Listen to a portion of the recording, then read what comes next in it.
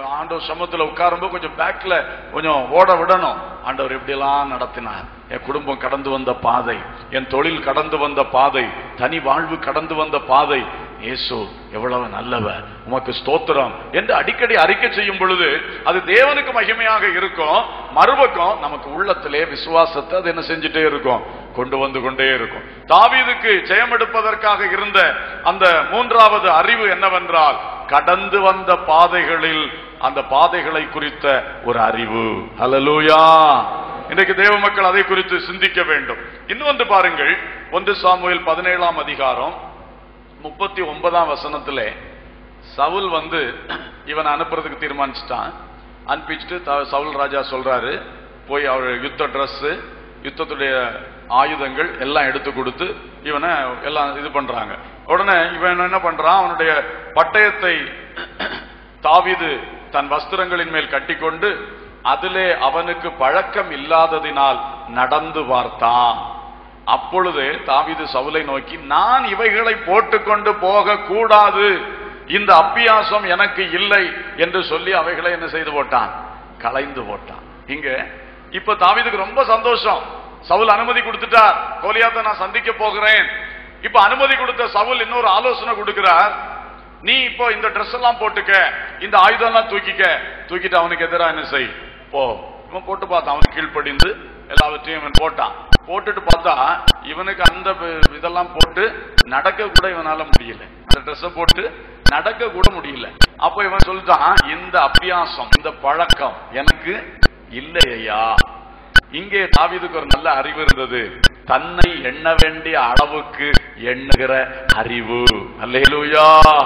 இது இல்லாம இருந்தா கூட தோத்துருப்பான். இப்படி இந்த இதெல்லாம் தூக்கி போட்டுட்டு போனா என்ன இருக்கும், ஊதி தள்ளி இருப்பான் கோலியாத்து. இவன் ஒரு ஸ்டெப் எடுத்து வச்சிருக்க முடியாது. ஆனா இவனுக்கு இந்த அறிவு இவனை காப்பாற்றினது.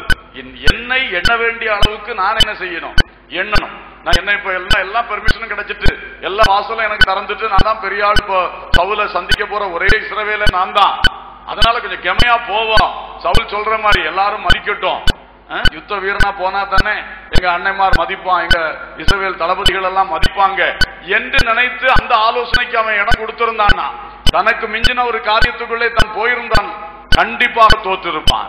ஆனால் நல்ல மனுஷன், நல்ல அறிவு அவனுக்குள் இருந்தது.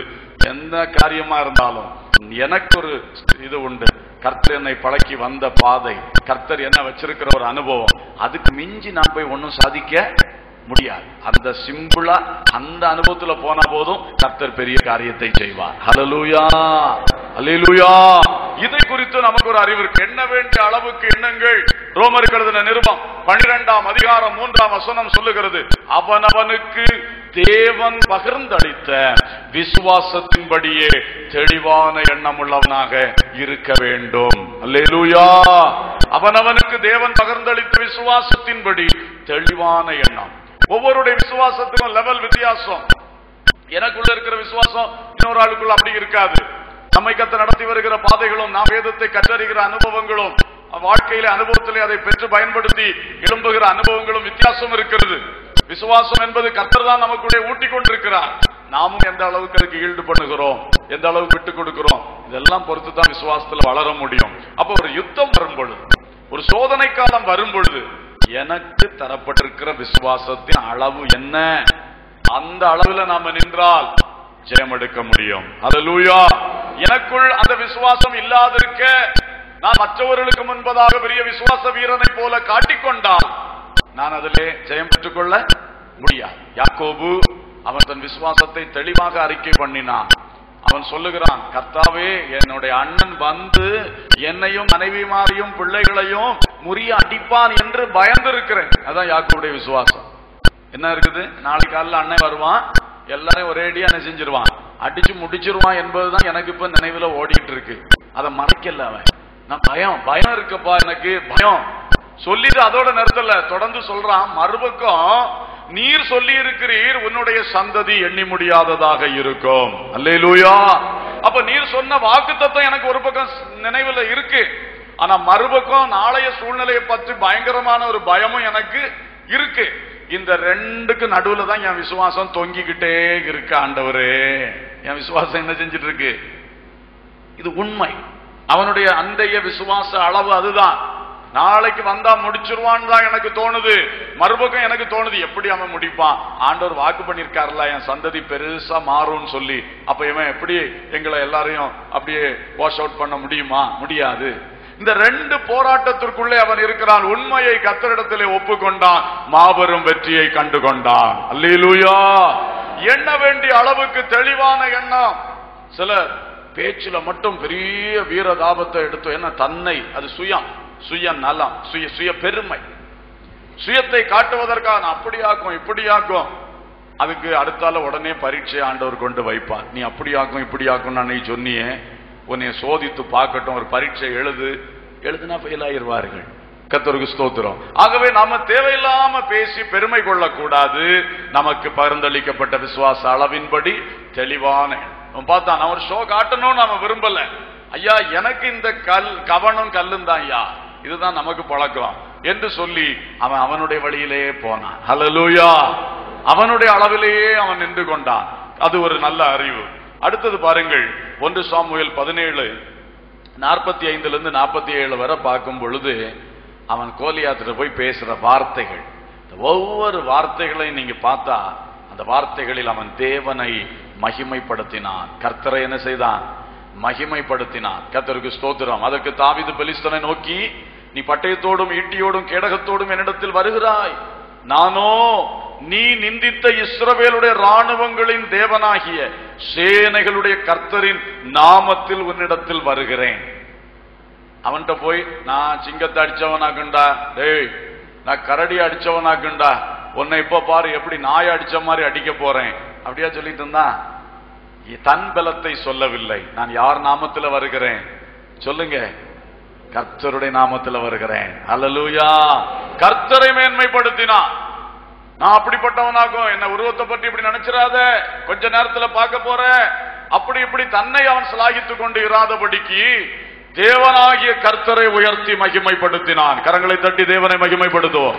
அல்லேலூயா. நாமும் அப்படித்தான், எப்பொழுதும் தேவனை மகிமைப்படுத்தும் பொழுதுதான் தேவன் வெற்றி சிறப்பார். அல்லேலூயா. நம்மால் ஒன்றும் செய்து கொள்ள முடியாது. அதை நல்லா படிச்சுங்க. எரிகோ கோட்டையை ஜெயித்த யோசுவா ஆயி கோட்டையில தோற்றான். ஏன்னா தன் பலத்துல நின்னுட்டான். எரிகோ கோட்டையில முழுவதும் கர்த்தர் பாதத்தில் விழுந்தான். கர்த்தர் சொன்ன ஆலோசனை படி செய்தான். பெரிய எரிகோ சிம்பிளா விழுந்துருச்சு. அவன் நினைச்சிட்டான், நான் எரிகோவை உடைத்து விட்டேன், இனி இந்த ஆயி ரொம்ப சிம்பிள் பட்டணம், நானே பார்த்துருவேன் என்று சொல்லி அவனே திட்டம் போட்டு, நம்ம எல்லாரும் போக வேண்டாம், சின்ன பட்டணம், கொஞ்சம் பேர் போங்க. சின்ன பட்டணத்தில் பெரிய தோல்வி வந்தது. பிறகு ஆண்டவர் சமூகத்தில் விழுந்தான். ஆண்டவர் திரும்ப மன்னித்து மறுபடி திட்டத்தை கொடுத்தார். அப்ப சின்னதோ பெருசோ பிரச்சனை அதுவல்ல விஷயம். பிரச்சனை சிறிதா இருக்கட்டும் பெரிதா இருக்கட்டும், கர்த்தர் கூட இருந்தால் வெற்றி உண்டு, கர்த்தர் இல்லாவிட்டால் வெற்றி கிடையாது. ஆமென். இது ஒவ்வொரு வாழ்க்கை பிரச்சனைக்கும் நீங்கள் புரிந்து கொள்ளுங்கள். நேற்றைக்கு ஜெயித்திருப்பீங்க கர்த்தர் நாமத்துல, அந்த ஒரு சந்தோஷத்துல, அந்த ஒரு பலத்துல, நாளைக்கு நம்ம பலத்துல நின்னா நாளைக்கு படுதோல்வியா இருக்கும். இப்ப நேற்றுக்கு ஜெயித்தனால இன்னைக்கும் ஜெயித்திருவேன்னு சொல்ல முடியாது. இன்று என்னோடு கர்த்தர் இருந்தா தான் நான் ஜெயிக்க முடியும். ஆமென். யோசுவாவுக்கு கர்த்தர் அதை கரெக்டா சொல்லி கொடுத்தார். அவன் கேட்டான், நீர் யார்? நீர் எங்களை சேர்ந்தவரா, எங்கள் சத்துருக்களை சேர்ந்தவரா? அவர் சொன்னார், அல்ல, நான் உங்க ஆளும் கிடையாது அவங்க ஆளும் கிடையாதுப்பா, நம்ம சைடு சேர்ற வேலையே எனக்கு கிடையாது, நான் சேனைகளின் கர்த்தருடைய அதிபதியாக வந்திருக்கிறேன். ஆமென். நியூட்ரல் மேன் நான். ஆண்டவர் எப்பவுமே அப்படிதான். நம்ம நினைச்சிருவோம் நம்ம ஆளு நம்ம பாக்கெட்ல இருப்பாரு, நம்ம சொல்லலாம் செய்வாரு. அப்படி கிடையாது. நாம் அவரோடு இருந்தால் அவர் நம்மோடு இருப்பார். Price the Lord. நாம் அவருடைய பட்சத்தில் நின்றால் அவர் நம்முடைய பட்சத்தில் நிற்பார். அடுத்த மணி நேரம், ஒரு மணி நேரம் தாண்டி நான் கர்த்தருடைய பட்சத்தில் நிக்கலன்னா அவர் என் பட்சத்தில் நிக்க முடியாது. ஆமென். அது உண்மை. கர்த்தர் நமக்காக யாவற்றையும் செய்து முடிப்பார். ஆனால் நாம் கர்த்தருடைய பிள்ளைகளா இருக்கணும். Price the Lord. அதை விட்டுட்டு நேத்தைக்கு நான் இப்படி சாதிச்சுட்டேன், அதனால கர்த்தர் எப்பவுமே என்கிட்ட தான் இருக்காரு, நான் சொல்லதெல்லாம் கேட்பாருன்னா பெரிய ஏமாற்றமா முடிந்து போகும். யோசுவாவுக்கு நல்ல படிப்பின. எரிகோவிலே கர்த்தரோடு அவன் நின்றான், கர்த்தர் அவனோடு நின்றார், பெரிய ஜெயம். ஆயில கர்த்தரை விட்டு விலகினான், பெரிய தோல்வி. அதுபோல அந்த கிபியோனியர் விஷயத்துல கர்த்தர்ட்ட ஆலோசனை கேட்காம தன் ஆலோசனையில போனான், பெரிய தந்திரத்துல விழுந்தான், சதியில ஏமாந்துட்டான், மாட்டிக்கொண்டான். அடுத்தது பெரிய யுத்தம், சூரியனே நிறுத்தி ஜெயம் எடுக்கிறான். அப்ப எப்படி இந்த அப்ஸ் அண்ட் டவுன்ஸ் எப்படி யோசுவா வாழ்க்கையில ஒரு வெற்றி ஒரு தோல்வி மாறி மாறி வருதுன்னா அது தேவனுடைய குற்றம் அல்ல, யுத்தத்தின் வலிமை அல்ல. யோசுவா எப்பொழுதெல்லாம் தேவனுடைய பாதத்தில் விழுந்து தேவனோடு நின்னானோ அப்பெல்லாம் யுத்தம் எவ்வளவு பெருசா இருந்தாலும் சின்னதா இருந்தாலும் பெரிய ஜெயம் கிடைத்தது. ஹல்லேலூயா. ஆனா எப்ப அவன் தேவனை விட்டு கொஞ்சம் பின்வாங்கினானோ உடனே தோல்விதான் வரும். பாவம், நேற்றைக்கு ஜெயித்த பையன் அல்லவா, இன்னைக்கும் கொஞ்சம் ஜெயித்துட்டு போட்டோம், அப்படி கர்த்தர் பார்க்கல. நீ எப்பொழுதும் என்னோட இருப்பா, அதைத்தான் ஆண்டவர் பார்க்கிறார். நான் சர்வ வல்லமை உள்ள தேவன், நீ எனக்கு முன்பாக நடந்து கொண்டு உத்தமனாயிரு. ஆபிரகாமே, நீ எனக்காக ஏதோ செய்யணும்னு நான் உன்னை பிடிக்கலப்பா, எனக்கு எல்லாம் செய்ய முடியும். நான் சர்வ வல்லமை உள்ள தேவன். எனக்கு யார் வேணும் தெரியுமா? நான் சொல்லதெல்லாம் கேட்டு ஒழுங்கா என்னோட இருக்கிறவன் தான் வேணும். அல்லேலூயா. எனக்காக சாமர்த்தியம் காட்டுறவன் வேண்டாம். ஆபிரகாமே, நீ எனக்கு முன்பா உத்தமமா இருப்பியா? அதுதான் ஆண்டவர் கேட்கிறார், நம்மகிட்ட ஆண்டவர் கேட்கிறார். இந்த கர்த்தருக்கும் மற்றவங்களுக்கும் வித்தியாசம். ஒரு நிறுவனம் வேலைக்கு ஆள் எடுக்குதுன்னா குவாலிஃபிகேஷன் சொல்லி இன்டர்வியூ கூப்பிட்டு அதுல யாரு பெஸ்ட்னு செலக்ட் பண்ணி உள்ளதுல பெஸ்டா எடுக்கிறதுக்கு பார்ப்பான் ஒவ்வொரு நிறுவனம். ஆனா கர்த்தர் சொல்லுகிறார், பேதைகளை வாருங்கள், படிக்காதவர்களே வாருங்கள், வியாதியஸ்தரா இருந்தா வாங்க, எல்லாரும் வாங்க. ஒன்னும் முடியாதவன், தோல்வி அடைஞ்சவன், கடன்பட்டவன், ஒடுக்கப்பட்டவன், இவங்க எல்லாம் தாவீதோடு கூடுனது மாதிரி இந்த பார்ட்டிகள் எல்லாம் கர்த்தர் எடுக்கிறார். எடுத்து அவர் இவர்கள் மூலம் அவருடைய வல்லமையை வெளிப்படுத்துகிறார். ஹல்லேலூயா. நான் சாதிப்பேன் என்று சொல்லுகிற வச்சு கர்த்தர் ஒன்றும் செய்ய முடியாது. கர்த்தர் என் மூலம் கிரியை செய்யும்படி என்னை வெறுமையாக்கி கர்த்தருடைய கரத்தில் நான் கொடுத்தால் கர்த்தர் என்னை கொண்டு பெரிய காரியங்களை செய்ய முடியும். ஹல்லேலூயா. ஆவிக்குரிய ஜீவியத்தில் அப்பதான், ஊழியத்தின் பாதையிலும் அப்படித்தான். அருமையான ஊழியர்களே, அருமையான விசுவாசிகளே, நல்லா கற்றுக்கொள்ளுங்க. ஆரம்பத்துல நம்ம தாழ்மையா இருப்போம், கொஞ்ச நாள் அனுப்புறம் நமக்கே தோணும், ஐ கேன் டூ சம்திங், எனக்கு ஏதோ செய்ய முடியும், என்னால காரியம் நடக்குது அப்படின்னு நினைவு வந்தாலே போச்சு. ஆண்டவரே, என்னால ஒண்ணும் முடியாதப்பா, தாழ்த்தி தாழ்த்தி தாழ்த்தி கொடுத்தா இன்னும் பயன்பட்டு கொண்டே இருக்கலாம். அல்லேலூயா. அதனாலதான் பவுலுக்கு ஆண்டவர் ஒரு முள்ள கொடுத்தாராம். சொல்றாரு, எனக்கு பயங்கரமான வெளிப்பாடுகள், சத்தியத்தின் ஆழங்கள் வெளிப்படுத்தப்பட்டிருக்கிறது, அதனால எனக்கு பெருமை வந்துடாம இருக்கிறதுக்கு கொஞ்சம் அந்த மனசுல பெருமை வந்தோன்னா அந்த முள் என்ன செஞ்சிரும், கொட்டிரும்.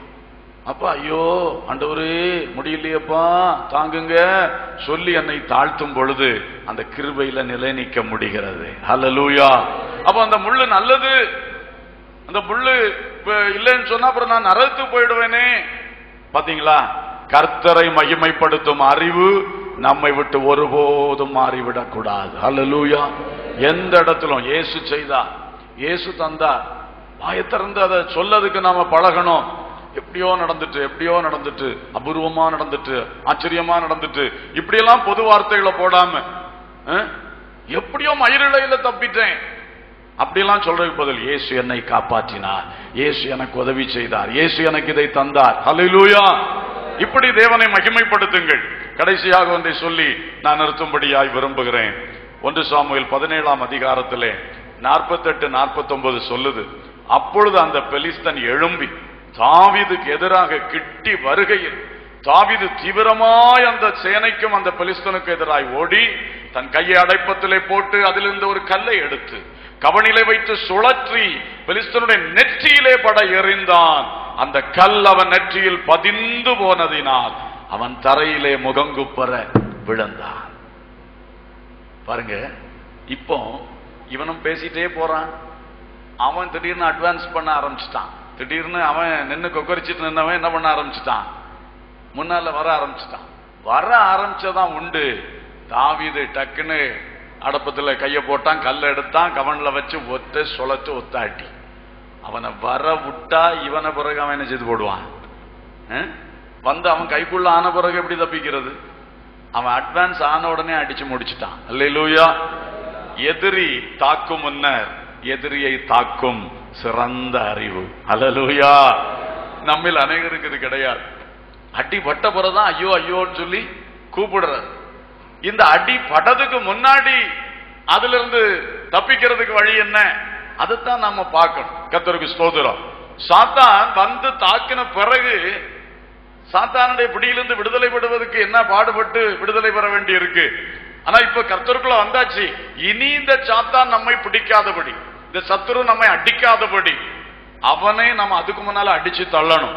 அவன் எங்கிருந்து புறப்படுகிறான், எங்கிருந்து வருகிறான் என்பதை இனம் கண்டு அவன் வந்து நம்ம தாக்குறதுக்கு முன்னால அவனை அடிக்கிற அந்த ஒரு அறிவு தேவ பிள்ளைகளுக்கு உண்டாயிருக்க வேண்டும். அல்லேலூயா. சில வேளை கர்த்தர் தீர்க்க தரிசனங்கள் மூலம், சொப்பனங்கள் மூலம், தரிசனங்கள் மூலம், தேவனுடைய அபிஷேகப்பட்ட செய்திகள் மூலமாக நமக்கு உணர்த்துகிறான். சாத்தான் வருகிறான், உன் வீட்டுக்கு எதிராக, உன் பிள்ளைக்கு எதிராக, உன் படிப்புக்கு விரோதமாக, உன் வாழ்வுக்கு விரோதமாய், உன் குடும்ப ஒரு மனதுக்கு விரோதமாய் சத்துரு வருகிறான், பொருளாதாரத்துக்கு எதிராக கண்ணி வைக்கிறான். இந்த அறிவு நமக்கு ஒரு உணர்வு வந்தா உடனே நாம அட்டாக்ல இறங்கிடணும். அப்புறம் அவன் வந்து எல்லாம் செய்யட்டு அதுக்கு பிறகுன்னு சொன்னா பிடி கொடுத்த பிறகு அதுல இருந்து மீளுகிறது பெரிய கஷ்டம். அதை விட அவன் வர்றதுக்கு முன்னாடி ஒரு கல்லுல வேலை முடிஞ்சிரும். ஆமென், அல்லேலூயா. அவன் வந்து பிடி கொடுத்த பிறகு கல்லுல வேலை முடியாது, கல்லை வச்சு தள்ளவா முடியும் அவனு? அதுக்கு டிஸ்டன்ஸ் வேணும் இல்ல, சுத்தி விடுறதுக்கு, போல்ஸா அது போய் அடிக்கிறதுக்கு. அவன் அழகா செய்தான், டைமிங் அருமையா இருந்தது. வாய்ப்பேச்சு பேசிட்டே நின்றுப்பான்னா கோட்டை விட்டுருப்பான். வாய்ப்பேச்சுக்கு அல்ல, பேச வேண்டியதை பேசினா அவன் அட்வான்ஸ் பண்ணின உடனே இவன் அதுக்கு முன்னால காரியத்தை முடிச்சிட்டான். அல்லேலூயா. இப்படிப்பட்ட வெற்றி தேவ மக்களுக்கு இந்த நாட்களில் உண்டாக வேண்டும். Price the Lord.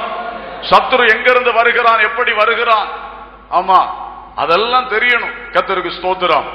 ஒரு சமயம் சீரியா நாட்டு ராஜா சொல்லுகிறான், டேய் சீரியா நாட்டுல என்னுடைய பள்ளி அறையில நான் என்ன யோசிக்கிறேன் தீர்மானிக்கிறேன் உள்ளது, அந்த இஸ்ரவேல் நாட்டில் இருக்கிற தீர்க்கதரிசி எலிசாவுக்கு தெரிய வந்துடுதே, நான் இங்க பள்ளி அறையில திட்டம் போடுறது அவன் இங்க என்ன செய்யறான், அவன் நாட்டுல அறிவிச்சிடறானே அப்படின்னு பேசினான்.